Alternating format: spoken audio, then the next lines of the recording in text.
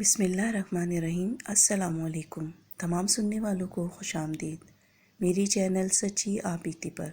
تو جن دوستوں نے ابھی تک میرے چینل سچی آپ بیتی کو سبسکرائب نہیں کیا ہے وہ اسے سبسکرائب کریں اور بیل کے بٹن کو آل پر پریس کریں تاکہ آپ کو ملتی رہے چینل پر آنے والی تمام نیو اپڈیٹ۔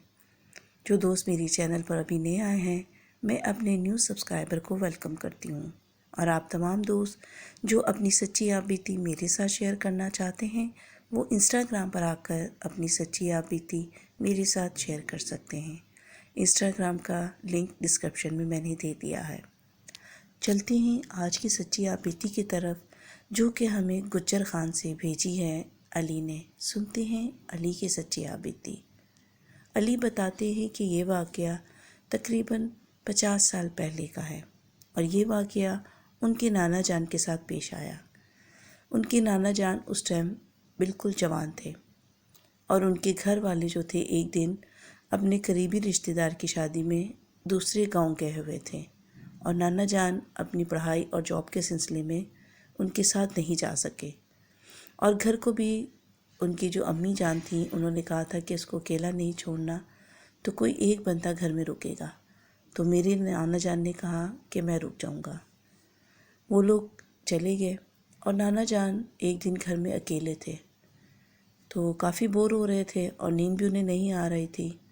تو انہوں نے سوچا کہ چلو میں باہر نکل کر تھوڑی سی ہوا کھا لیتا ہوں۔ تو ابھی نانا جان اپنے جو پلان تھا اس کو سوچ ہی رہے تھے کہ دروازے پر دستک ہوئی۔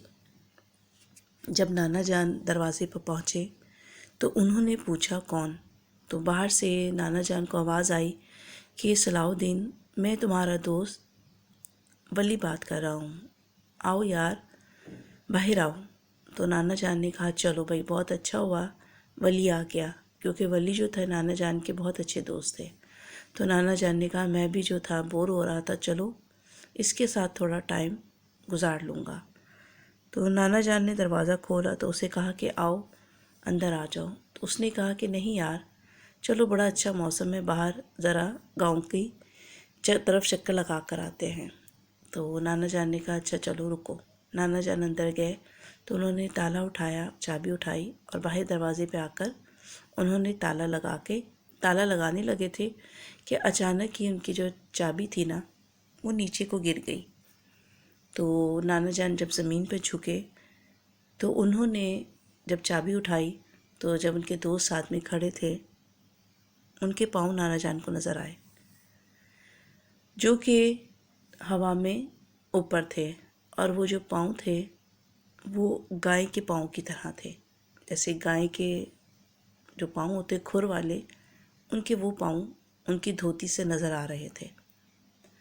نانا جان اس زمانے میں جو لوگ تھے بڑے بہادر ہوا کرتے تھے۔ نانا جان نے اپنا جو ڈر تھا، اپنا خوف تھا، اس کو اندر ہی دباتے ہوئے چابی اٹھائی اور اپنے دوست سے کہا کہ یار ولی، میں جو ہوں نا اپنا وہ پان اندر بھول آیا ہوں، تو میں وہ لے کر آتا ہوں، تم یہاں میرا انتظار کرو۔ تو انہوں نے کہا یار چھوڑو، اس ٹائم تم کیا پان کھاؤ گے، چلو تم میرے ساتھ۔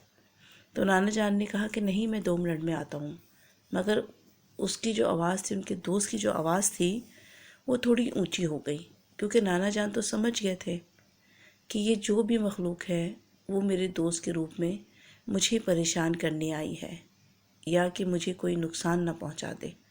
انہوں نے اپنے جو ڈر کو اپنے اندر چھپاتے ہوئے اسے کہا کہ یار 2 منٹ تم یہاں رکو، میں بس پان لے کر یوں گیا اور آیا۔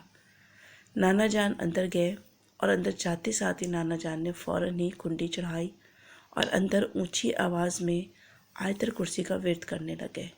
جو صورتیں ان کو آتی تھیں وہ پڑھنے لگے، تو باہر سے بہت سارے لوگوں کی جیسے غرانے کی آواز آئی، اور ساتھ میں ہی نانا جان کے دوست ولی کی آواز بھی آئی کہ آج تو مجھ سے بچ گیا، مگر آئندہ تو مجھ سے بچ نہیں پائے گا، میں تجھے چھوڑوں گا نہیں، میں تجھے کھا جاؤں گا۔